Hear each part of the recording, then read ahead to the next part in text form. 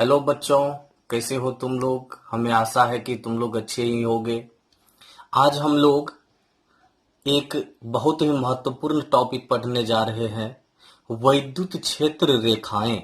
क्या पढ़ने जा रहे हैं? वैद्युत क्षेत्र रेखाएं। इसे हम लोग वैद्युत बल रेखाएं भी कहते हैं। और तुम लोगों को मालूम होना चाहिए कि इसका कंसेप्ट दिया गया है माइकल फैराडे के द्वारा। तो आओ, आज हम लोग एक बहुत ही महत्वपूर्ण टॉपिक पढ़ते हैं। इससे रिलेटेड क्वेश्चंस एग्जाम में भी पूछे जाते हैं। तो आज क्या पढ़ेंगे हम लोग? पढ़ेंगे वैद्युत क्षेत्र रेखाएं, या इसे तुम लोग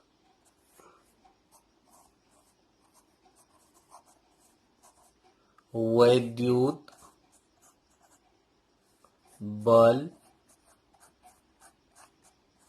रेखाएं भी कहते हो। और इंग्लिश में लिखोगे तुम लोग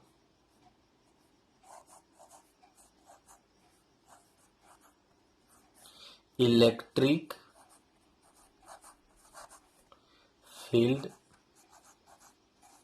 लाइंस और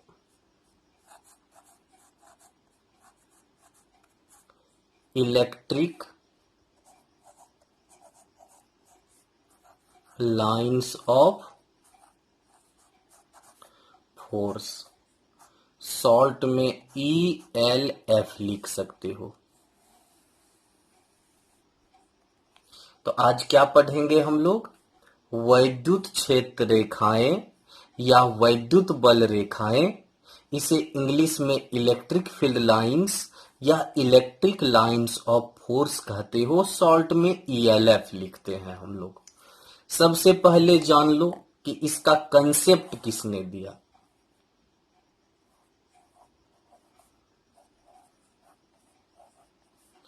कंसेप्ट given by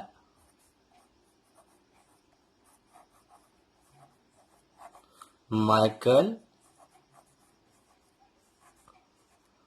फैराडे। तो कंसेप्ट किसने दिया इलेक्ट्रिक फील्ड लाइंस का? माइकल फैराडे ने दिया। अब चलो चलते हैं इसका परिभाषा के तरफ कि आखिर वैद्युत क्षेत्र रेखाएं होती क्या है। इसका डिफिनेशन जानते हैं।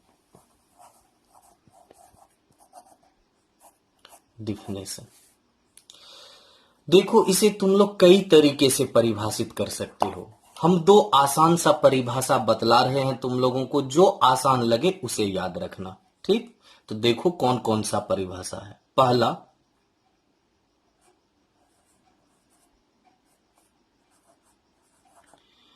वह पथ जिससे होकर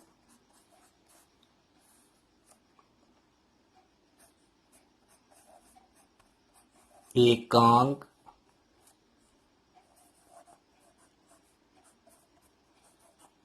धनावेश परीक्षण आवेश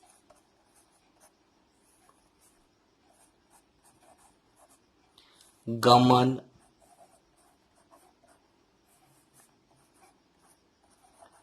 करता हुआ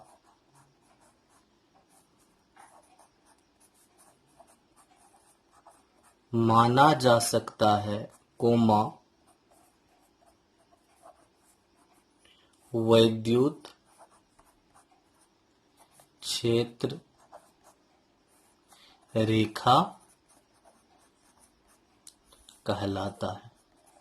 तो एक परिभाषा हो गया, वह पथ जिससे होकर एकांक धनावेश परीक्षण आवेश गमन करता हुआ माना जा सकता है, वैद्युत क्षेत्र रेखा कहलाता है। तो देखो, जिस पथ से एकांक परीक्षण धनावेश गुजरता हुआ मालूम होगा या गुजरता हुआ माना जाएगा, उसी पथ को हम लोग क्या कहेंगे? वैद्युत क्षेत्र रेखा। फिर से सुन लो, वह पथ जिससे होकर एकांक धनावेश परीक्षण आवेश गुजरता हुआ माना जा सकता है। वास्तव में गुजरता है कि नहीं गुजरता है वह अलग बात है, लेकिन गुजरता हुआ जब माना जाएगा तब उसी पथ को हम लोग क्या कहेंगे, उसको कहेंगे वैद्युत क्षेत्र रेखा। लेकिन एक स्टैंडर्ड परिभाषा याद रखोगे तुम लोग जो अब बतला रहे हैं, वह परिभाषा है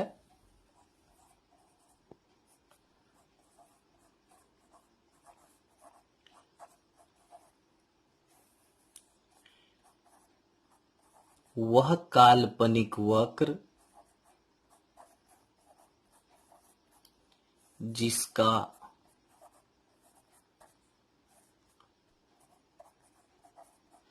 स्पर्श रेखा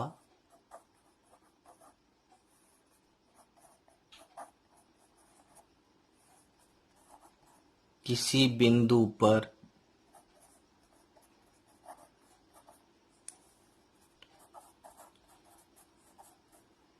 वैद्युत तीव्रता की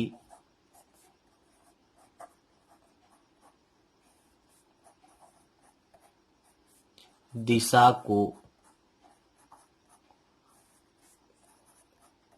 दर्शाता हो, कोमा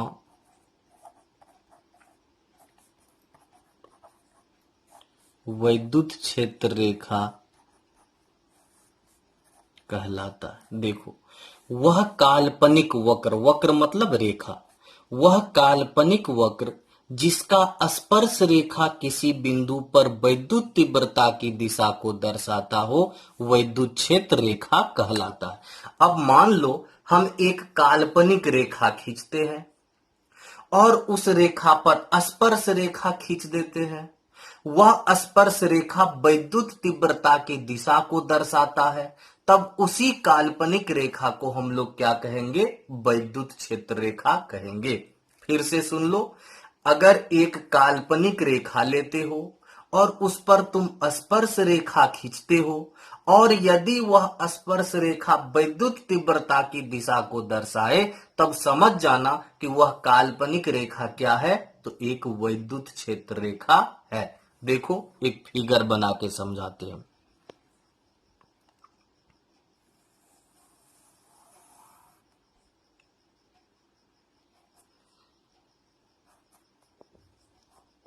यह एक रेखा है PQ, ठीक। अब इस पर हम 3 बिंदु का चयन करते हैं, बिंदु A, बिंदु B और बिंदु C। अब बिंदु A पर स्पर्श रेखा खींचते हैं। यह स्पर्श रेखा बिंदु A पर वैद्युत तीव्रता की दिशा को दर्शाता है। यह जो स्पर्श रेखा देख रहे हो, यह स्पर्श रेखा बिंदु A पर वैद्युत तीव्रता की दिशा को दर्शाता है। अगर हम बिंदु B पर स्पर्श रेखा खींचे तो यह स्पर्श रेखा बिंदु B पर वैद्युत तीव्रता की दिशा को दर्शाता है, और जब C पर हम लोग स्पर्श रेखा खींच दे तो यह स्पर्श रेखा बिंदु C पर वैद्युत तीव्रता की दिशा को दर्शाता है। तो देखो, एक रेखा खींचे थे PQ और उसके जिस भी बिंदु पर स्पर्श रेखा खींचते हो, वही स्पर्श रेखा उस बिंदु पर वैद्युत तीव्रता की दिशा को दर्शा रहा है। अतः यह जो PQ है, इसी PQ को तुम लोग कहोगे वैद्युत क्षेत्र रेखा। समझ गया कि चूंकि PQ का जो स्पर्श रेखा है, यह स्पर्श रेखा वैद्युत तीव्रता की दिशा को दर्शाता है, इसी कारण PQ को हम लोग क्या कहेंगे, वैद्युत क्षेत्र रेखा। क्या कहेंगे, वैद्युत क्षेत्र रेखा। तो इसमें तुम लोगों के पास 2 परिभाषा है। हमें आशा है कि तुम दोनों को याद रख लोगे। अगर दोनों याद नहीं कर पाओ तो दूसरा वाला को याद रखना इसको। चलो आगे बढ़ते हैं। अब पढ़ेंगे इसके गुण।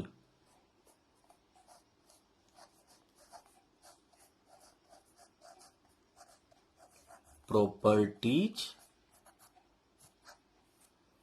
चलो पहला नंबर,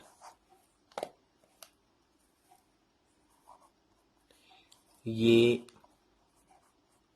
हमेशा काल्पनिक होते हैं। बच्चों, वैद्युत क्षेत्र रेखाएं कभी भी वास्तविक नहीं होते हैं, यह हमेशा क्या होंगे? काल्पनिक। क्या होंगे? काल्पनिक। सेकेंड नंबर,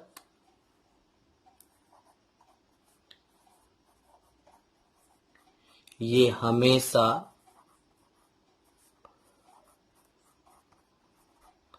धन आवेश से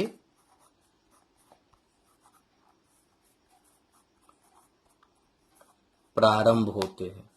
अब देखो, एक धन आवेश है, वैद्युत क्षेत्र रेखा इसी से प्रारंभ होगा, धन आवेश से।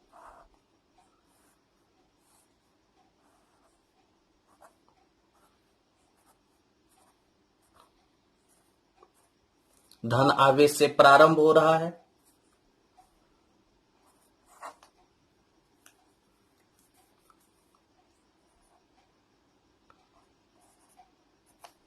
यह हमेशा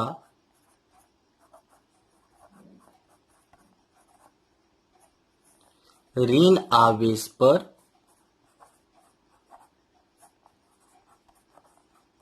खत्म होता है। प्रारंभ कहां से? धन आवेश पर। खत्म कहां पर होगा? ऋण आवेश पर। अगर यह ऋण आवेश है तो इसका अंत इसी पर होगा, ऋण आवेश पर। तो अच्छे से याद रखेंगे हम लोग कि प्रारंभ कहां से होता है? धन आवेश से, और इसका अंत कहां पर होता है? ऋण आवेश पर। अब चौथा नंबर,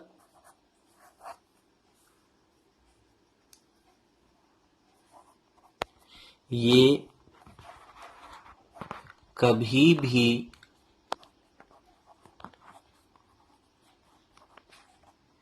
एक दूसरे को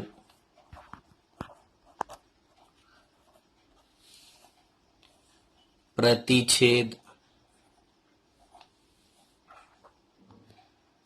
नहीं करते हैं। तो ये जो वैद्युत क्षेत्र रेखाएं हैं, ये कभी भी एक दूसरे को प्रतिच्छेद नहीं करेंगे, एक दूसरे को प्रतिच्छेद नहीं करेंगे। अब देखो, हम दो ठो वैद्युत क्षेत्र रेखा खींच रहे हैं, एक ए बी और दूसरा सी डी। देखो तो दोनों प्रतिच्छेद कर रहा है ना यहां, लेकिन यह प्रतिच्छेद संभव नहीं है। तो याद रखेंगे कि दो वैद्युत क्षेत्र रेखाएं कभी भी एक दूसरे को प्रतिच्छेद नहीं करते हैं। तो देखो प्रॉपर्टीज कौन कौन से हो गए? ये हमेशा क्या होते हैं? काल्पनिक। ये हमेशा धन आवेश से प्रारंभ होते हैं, धन आवेश से प्रारंभ हो रहा है। यह हमेशा ऋण आवेश पर खत्म होता है, इसका अंत कहां पर होगा? ऋण आवेश पर। ये कभी भी एक दूसरे को प्रतिच्छेद नहीं करते हैं। क्यों नहीं करते हैं, इसका आंसर आगे देखते हैं। तब तक चलो पांचवां गुण पढ़ो इसका। नंबर कितना? 5।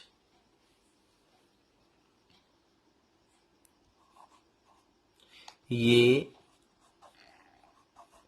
किसी चालक में प्रवेश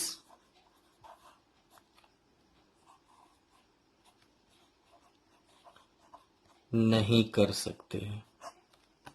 अब देखो एक फिगर बनाते हैं हम लोग।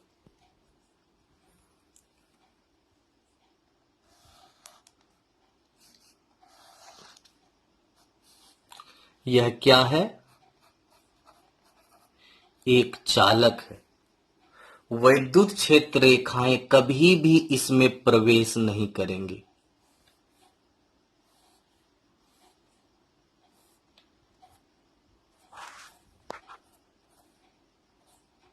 तो तुम लोग यहां देख रहे हो कि वैद्युत क्षेत्र रेखाएं कभी भी चालक के अंदर प्रवेश नहीं करते हैं।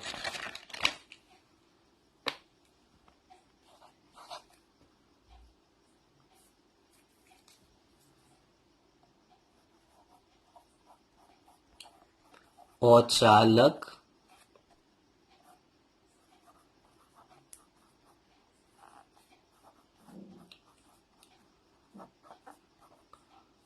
परावैद्युत में प्रवेश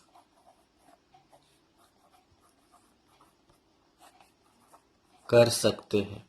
अगर तुम्हारे पास कोई अचालक है, परावैद्युत है, जैसे प्लास्टिक, रबर, इस सब को तुम लोग अचालक कहते हो या परावैद्युत कहते हो।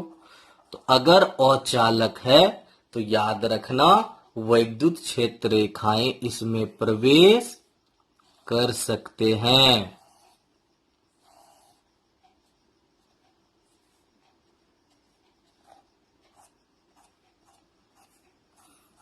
लेकिन ये चालक में कभी प्रवेश नहीं करते हैं।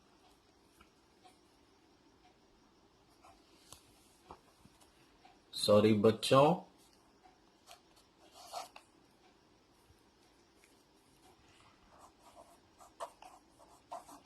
किसी चालक के पृष्ठ पर ये हमेशा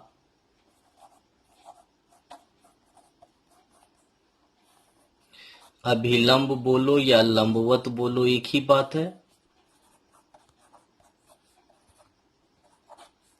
अब देखो, यहां एक चालक है, धनावेशित चालक। क्या है यह? तो यह है चालक। बच्चों, वैद्युत क्षेत्र रेखाएं हमेशा इसके पृष्ठ पर क्या होंगे? हमेशा इसके पृष्ठ पर लंबवत होंगे। याद रखना, 90 डिग्री का एंगल बनाएंगे।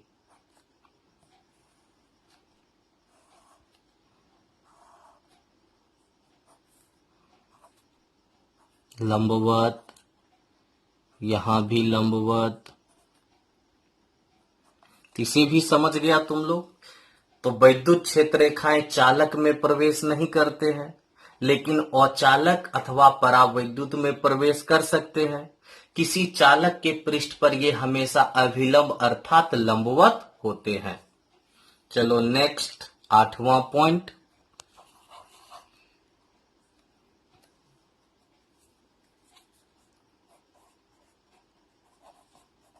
वैद्युत क्षेत्र रेखाएं किसी चालक के अंदर मौजूद नहीं होते हैं, क्योंकि वहां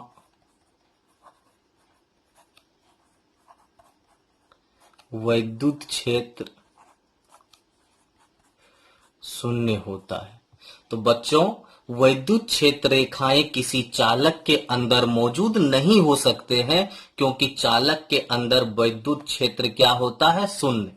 याद रखेंगे कि जहां वैद्युत क्षेत्र नहीं होगा वहां वैद्युत क्षेत्र रेखा भी नहीं हो सकता है। तो चालक के अंदर वैद्युत क्षेत्र शून्य होता है, इसी कारण वहां वैद्युत क्षेत्र रेखा का भी होना संभव नहीं है।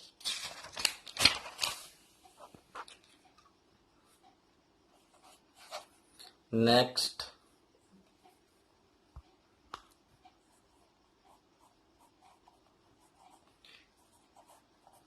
आवेशहीन क्षेत्र में ये हमेशा सतत वक्र होते हैं, अर्थात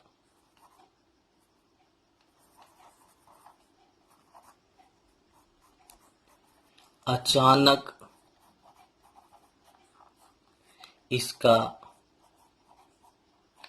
टूटना संभव नहीं है।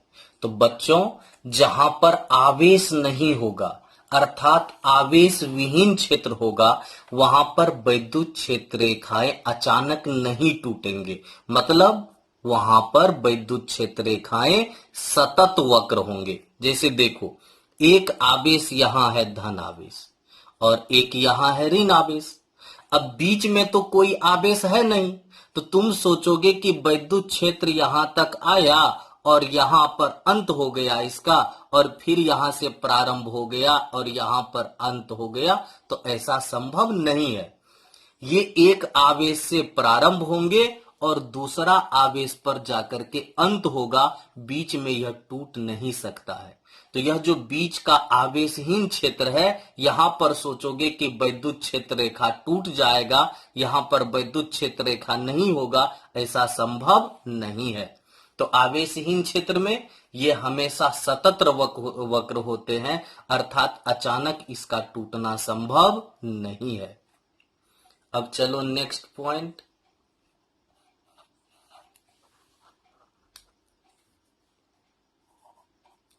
ये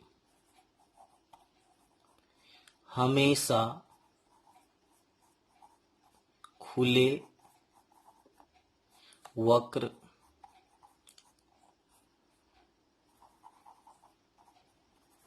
होते हैं। ये जो वैद्युत क्षेत्र रेखाएं हैं, ये हमेशा खुले वक्र होते हैं, अर्थात एक बिंदु से प्रारंभ होगा और दूसरा बिंदु पर अंत होगा। यह जो सोचोगे कि एक ही बिंदु पर प्रारंभ होके उसी बिंदु पर इसका अंत हो जाएगा, ऐसा संभव नहीं है। एक बिंदु से प्रारंभ होगा और अंत होगा दूसरा बिंदु पर। एक ही बिंदु पर इसका प्रारंभ और अंत होना संभव नहीं है। तो ये हमेशा क्या होते हैं? खुले वक्र होते हैं।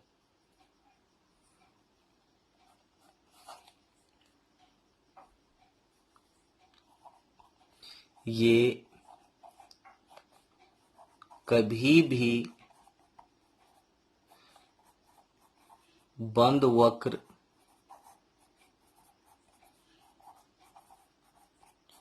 नहीं हो सकते। मतलब तुम ऐसा अगर सोचते हो कि एक बिंदु है ए, वैद्युत क्षेत्र रेखा यहां से प्रारंभ भी हुआ और यहीं पर इसका अंत भी हो गया, तो बच्चों अच्छी से याद रख लो, ऐसा संभव नहीं है। वैद्युत क्षेत्र रेखाएं कभी भी बंद वक्र नहीं हो सकते हैं। जब भी होंगे खुला वक्र, अर्थात प्रारंभ होगा एक बिंदु पर, अंत होगा दूसरा बिंदु पर। एक ही बिंदु पर इसका प्रारंभ और अंत होना संभव नहीं है।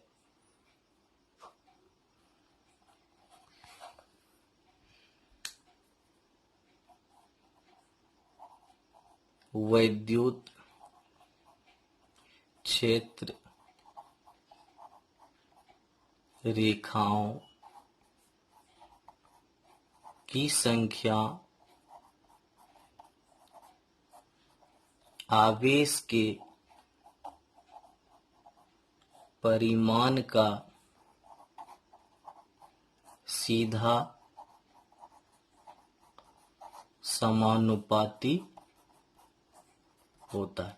बच्चों, वैद्युत क्षेत्र रेखाओं की जो संख्या होती है वह आवेश के परिमाण का सीधा समानुपाती होता है। इसका मतलब है कि अगर आवेश बड़ा होगा तो वैद्युत क्षेत्र रेखाओं की संख्या भी ज्यादा होगी, अगर आवेश छोटा होगा तो वैद्युत क्षेत्र रेखाओं की संख्या भी कम होगी। 10 कूलम का अगर आवेश है तो उसकी वैद्युत क्षेत्र रेखाओं की संख्या ज्यादा होगी, अगर 2 कूलम का आवेश है तो उसकी वैद्युत क्षेत्र रेखाओं की संख्या कम होगी। नेक्स्ट पॉइंट,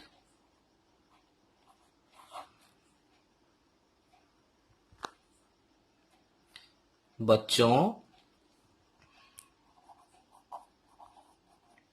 निकट स्थित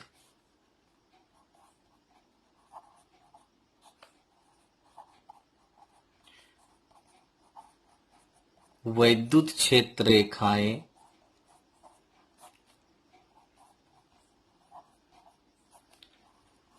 प्रबल वैद्युत क्षेत्र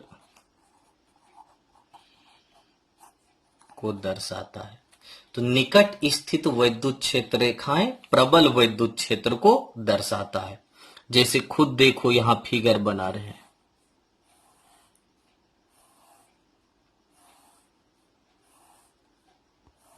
तुम लोग कहोगे सर यहां जितने भी वैद्युत क्षेत्र रेखाएं हैं एक दूसरे के काफी निकट है, इसका मतलब होगा कि यहां जो वैद्युत क्षेत्र है वह कौन सा वैद्युत क्षेत्र है? तो यह है प्रबल वैद्युत क्षेत्र।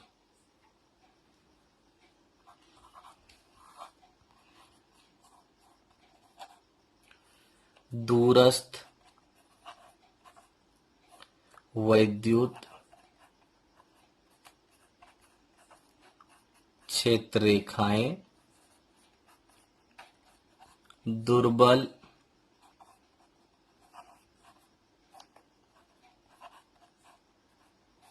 वैद्युत क्षेत्र को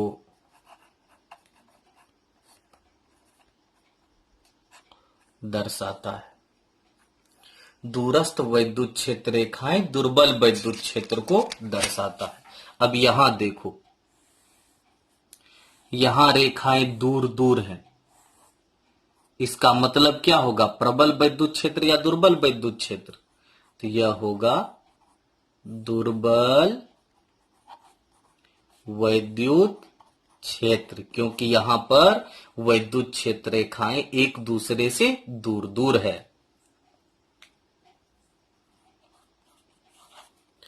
नेक्स्ट,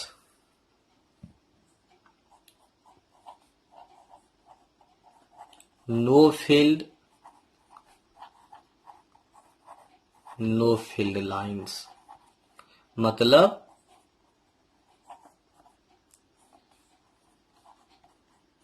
वैद्युत क्षेत्र नहीं तो वैद्युत क्षेत्र रेखा भी नहीं। समझ गया इसको कि जहां पर वैद्युत क्षेत्र नहीं होगा वहां वैद्युत क्षेत्र रेखा भी नहीं होगा। तो बच्चों इन गुणों को तुम लोग अच्छे से याद कर लोगे। अब आगे बढ़ते हैं।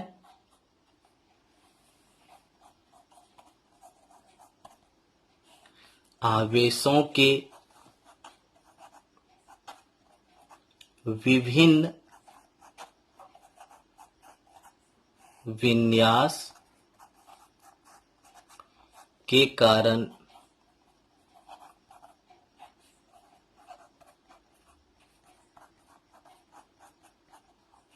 वैद्युत क्षेत्र रेखाएं। अब तुम लोगों को बतलाते हैं कि आवेश, अलग अलग आवेश के कारण वैद्युत क्षेत्र रेखा को कैसे दर्शाएंगे। पहला नंबर में देखो,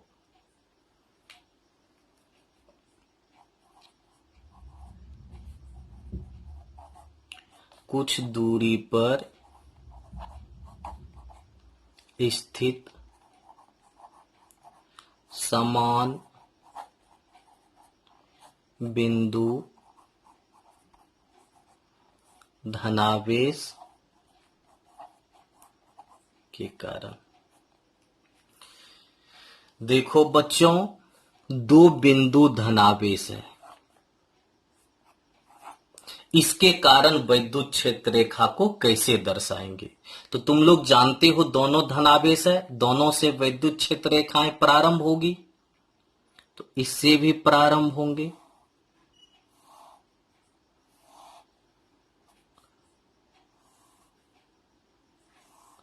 एक दूसरे को काटना नहीं चाहिए, इसे ध्यान में रखना है।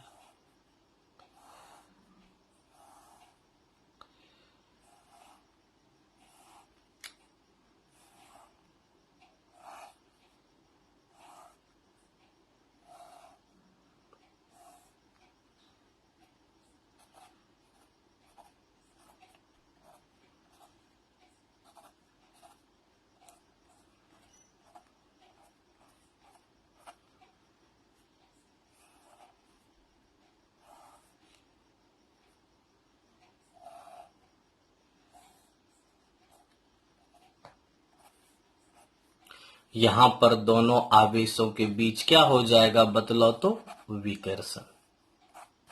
क्योंकि दोनों का वैद्युत क्षेत्र रेखाएं एक दूसरे से दूर जाने का प्रयास कर रहा है। दूसरा,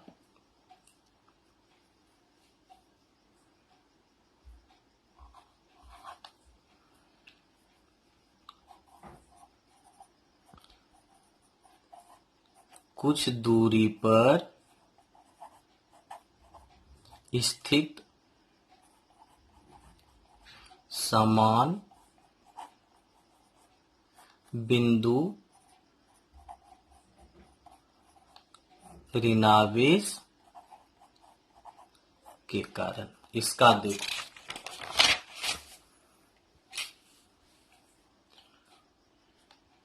एक बिंदु ऋणावेश, दूसरा बिंदु ऋणावेश, दोनों पर वैद्युत क्षेत्र रेखाएं आकर के खत्म होगा।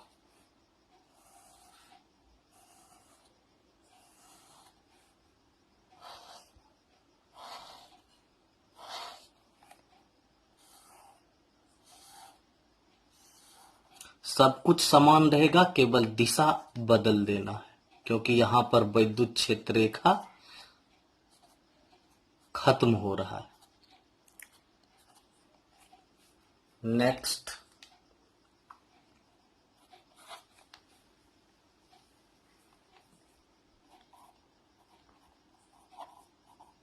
वैद्युत द्विध्रुव के कारण। अब देखो, एक बिंदु धन आवेश है, एक बिंदु ऋण आवेश है, दोनों कुछ दूरी पर है, इसी को वैद्युत द्विध्रुव कहते हैं। इसमें प्रारंभ कहां से होगा? धन आवेश से। अंत कहां पर? ऋण आवेश पर।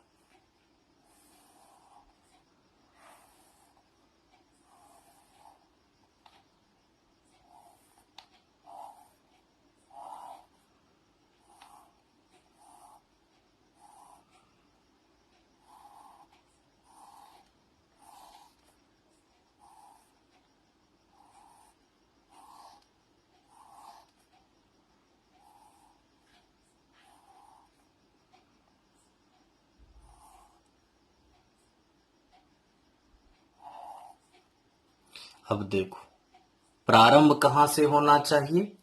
तो धन आवेश से। अंत कहां पर? ऋण आवेश पर।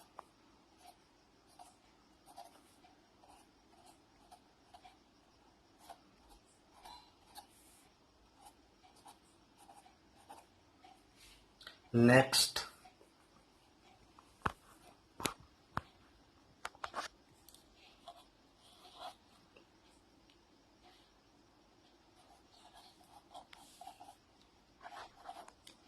समतल, सॉरी बच्चों,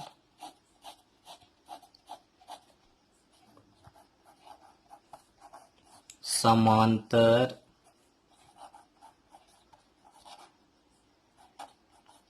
आवेशित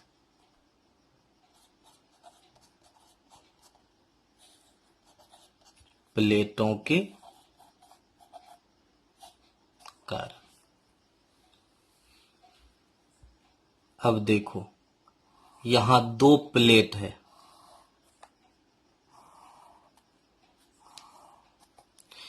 एक धनावेशित है और दूसरा ऋणावेशित है। इसमें वैद्युत क्षेत्र रेखाएं कहां से प्रारंभ होंगे? धन आवेश से। और कहां पर अंत होगा? ऋणावेश पर।